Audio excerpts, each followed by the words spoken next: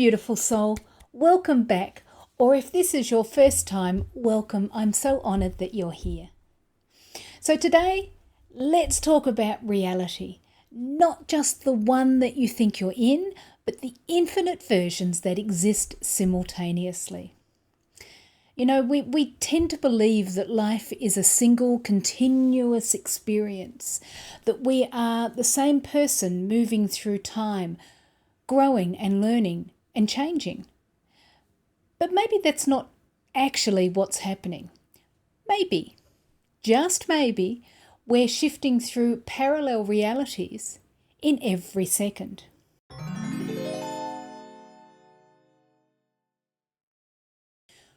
We talk about past lives in the framework of living in the third dimension, meaning that we have a beginning and an end and then another beginning.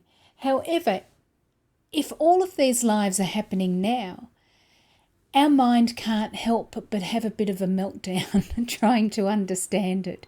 You know, it's really hard to reconcile everything happening now in a linear framework.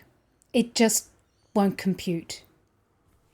However, if you can think of all of your lives like a stack, or maybe to make it even easier, imagine a vast hallway with countless doors, each one leading to a different reality. They all exist at the same time, but depending on which door you choose, that's the reality you'll experience now.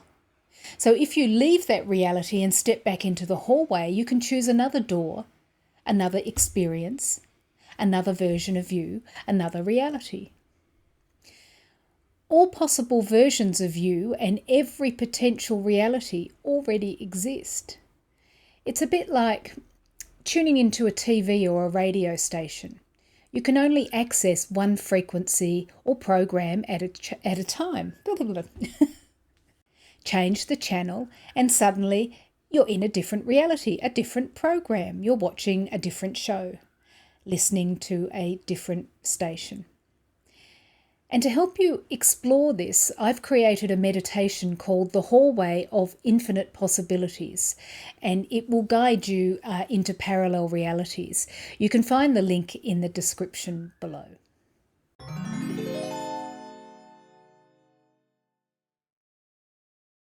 A perfect example of this happened when I quit smoking. I had tried to quit many times before, always struggling, always going back. Then one day I just stopped. And now, from my current perspective, it's as if I never smoked at all. It feels really weird and foreign to me, like it happened to someone else. Why? Because I shifted into a timeline where I never really smoked, or I never smoked. One of my guides explained it like this.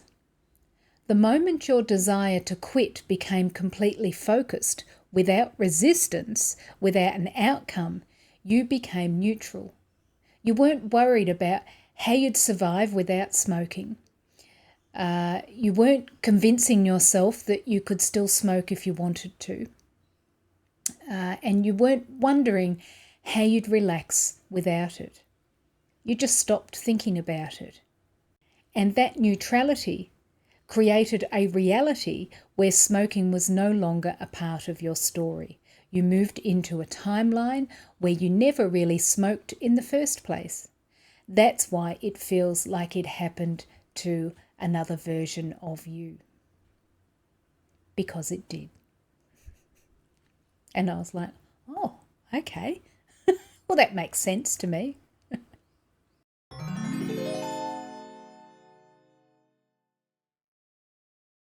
So timelines exist because the universe is constantly expanding through experience. The past, present, and future all exist at once, but we only move through them based on our thoughts, emotions, and frequency. Timelines are not random, they serve a purpose in the evolution of consciousness. Every possible outcome exists, but the version you experience is determined by what you resonate with. Your focus, emotions, and beliefs are literally shifting you into different realities all the time. So if you change your beliefs, heal your emotions, or shift your focus, you move into a different version of reality. While we naturally access timelines in our dreams, the expanding collective consciousness is now experiencing them more consciously, making them increasingly present in our waking life. As the veil between timelines becomes thinner, they can overlap, giving rise to the phenomena like the Mandela effect,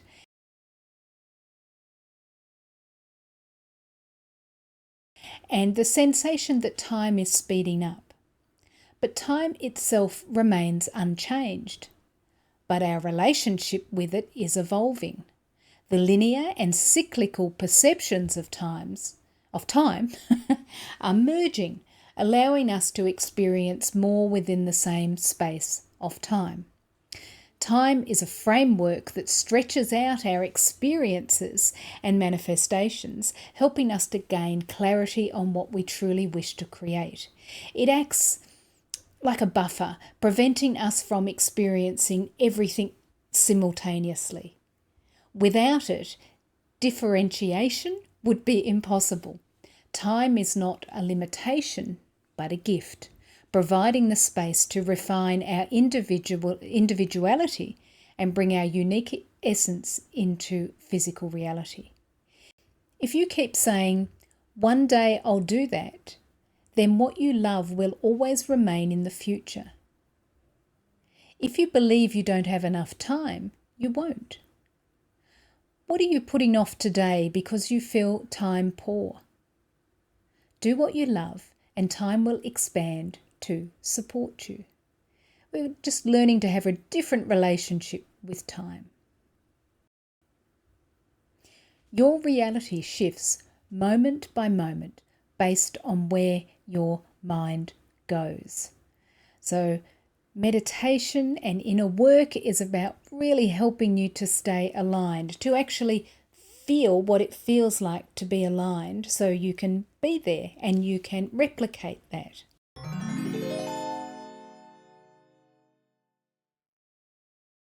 And here is another concept called interbeing that may help you to understand the interconnectedness and how all timelines connect to everything.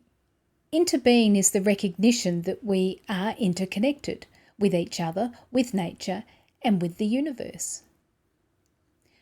I believe interbeing is a way to understand the web of life, which I see as the timelines of all possibilities.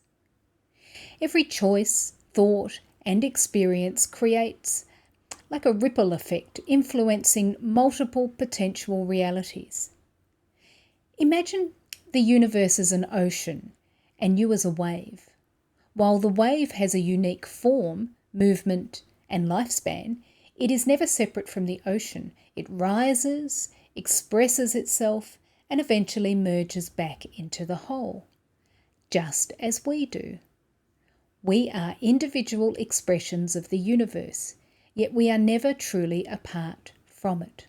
Now, the term interbeing was coined by Thich Nhat Hanh, who was a Buddhist Zen monk. And it was to describe the universal truth that you, me, and everything that has ever existed or will exist are all part of the same source. And this is how he described interbeing. Interbeing is the understanding that nothing exists separately from anything else. We are all interconnected. By taking care of another person, you take care of yourself. By taking care of yourself, you take care of another person. Happiness and safety are not individual matters. If you suffer, I suffer. If you are not safe, I am not safe. There is no way for me to be truly happy if you are suffering. If you can smile, I can smile too. This understanding of interbeing is very important. It helps us to remove the illusion of loneliness and transform the anger that comes from the feeling of separation. So interbeing is closely related to whole systems thinking. This is a concept often used in technology and problem solving. Instead of seeing life as a series of separate problems or events, this approach encourages looking at the bigger picture, understanding how every part of a system influences the rest. Now, our consciousness sort of operates the same way. When we shift to a higher perspective, a 5D awareness, we rise above immediate struggles and begin to see how everything is interconnected. This doesn't mean ignoring challenges, rather it allows us to understand how they contribute to our growth and expansion. From this awareness, solutions come. They'll come to you.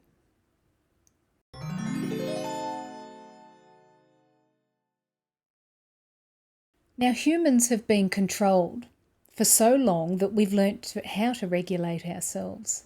The systems of control don't even need to enforce their rules anymore because we do it voluntarily.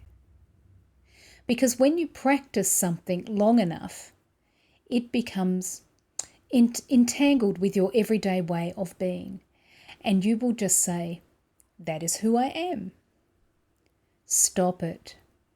You are so much more than that. Just because something feels familiar doesn't mean it's right for you. If something feels off, don't argue for your limitations. Question them. Your dreams and desires exist in the unknown. The only thing holding you back is your attachment to what's familiar.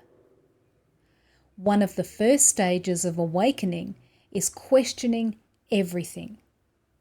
But how you use that questioning determines whether you evolve or stagnate.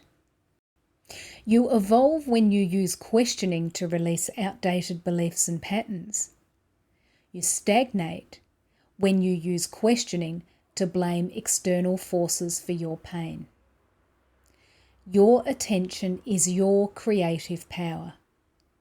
Most of humanity is lightful and optimistic, so why let a small percentage convince us that we are dark and corrupt?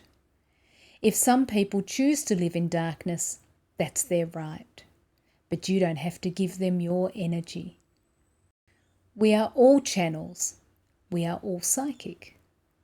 Because before we are physical beings, we are energy first. And I believe that in the future, guides like me won't be needed. But for now, I'm here to help myself and others remember how to navigate this shift, this time that we're moving through. Just breathe and calm yourself, and we'll all get through this.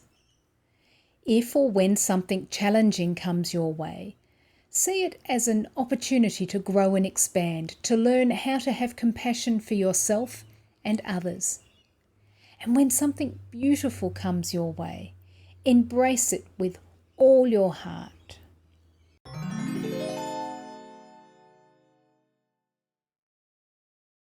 If you are here, or still here, so thank you, you are most likely or have been going through a dismantling of outdated belief systems. So don't replace one belief system with another. Instead, get clear about the world you want to create. Explore different scenarios that are the different timelines and watch what happens. Thank you so much for being here today. And if you enjoyed this, please drop a comment below and let me know if there's any other topics you'd like me to explore in future videos. But until next time, be kind, curious, and dream big. Lots of love.